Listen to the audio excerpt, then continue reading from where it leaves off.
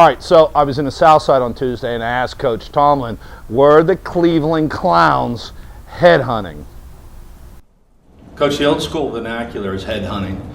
You had a couple receivers go out the way the game ended. I know you don't want to get into all that, but were the Browns headhunting when they came out for you? You're right.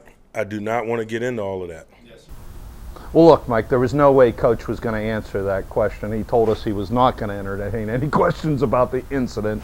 Coach didn't answer the question. But I'll tell you right now, you and I played football long enough, you longer than me, the Cleveland Clowns came out of that tunnel head hunting, and they got some scalps. Yeah, I don't know if they were head hunting. You know, that's a fine line of saying that. I would say they came Sean Payton. They came out ready to play. That's an interesting take on it. I think they came out, I mean, and you know this, you can come out ready to play, fired up to execute your game plan. But there's a whole different level of intensity when you come out to jack people up, to wear them down through a war of intimidation and severe, brutal hits. And that's the way I'm seeing it. The Browns came out headhunting, and the Steelers were not expecting a physical, beat-up game like we used to have against the Rams. Well, here's the thing.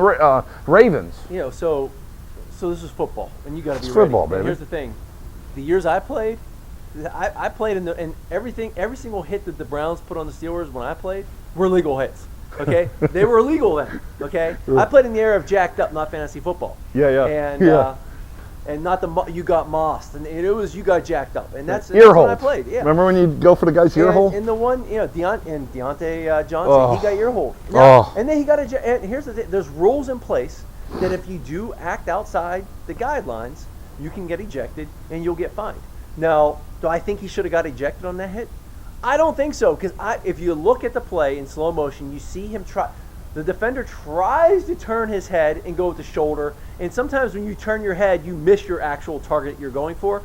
And basically, when he turned his head went right into Deontay Johnson's head. Okay, and it was a bad thing. So he did break the rule. They did eject him. Okay, so they eject him. He'll get a fine. But Juju's it's hit. football. What about Juju's hit? He kind of jumped into it. There's three guys pointed collisions like a deer in front of a Mack truck. And he left his feet. Okay, and here's the thing.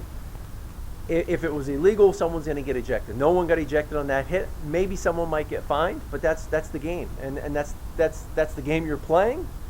So you better be ready when step on that field. You better be ready that someone's going to come in and just punch you right in the mouth. Because if you don't, and you get punched in the mouth, you're going to be shocked, and then you're going to be a little shell shocked, and and then you're going to be fighting from the bottom. There you go. You don't want to be fighting from the bottom. You want to. Hey. When I was taught to play football, on the very first play, you go out and punch someone right in the mouth and put them down and see if they get back up. That's right.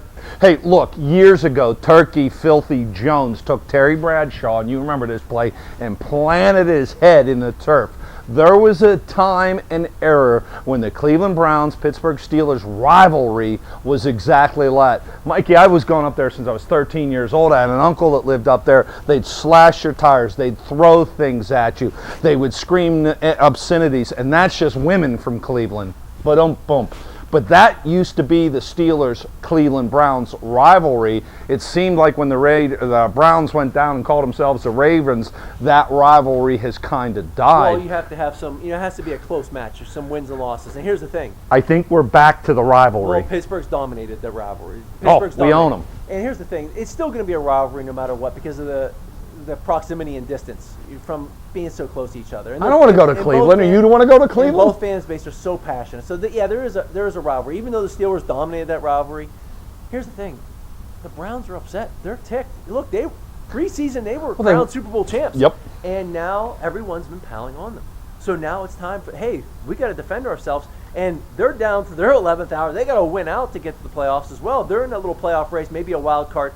And they think they have a chance. And they're not going to let the Steelers come in and end their chances with a backup quarterback, with some backup receivers. Yep. So, they're going to come out and say, look, we're going to set the tone. We're Smash not gonna mouth. and they did. Yep. And they came out. And I'll tell you what, the Steelers weren't ready for it. No, they were not. They thought it was going to be the same old Cleveland Browns. I agree with you. They weren't ready for it. But one thing is for sure, at least the NFL had the prescience or insight to move the game back from 4:30 to 1 o'clock, because if you gave Steelers fans an extra 4 hours of drinking, there would be bloodshed in the parking lots outside of Heinz Field. This is going to, a couple weeks from now, Matt, because we're going to go into Cincinnati and declaw the Bungles. This is going to match up to maybe one of the best games of the whole NFL season, because one thing's for sure, Mike, as Charlie Daniels said, go and lay your hands on a Pittsburgh Steelers fan, and I think you're finally going to understand.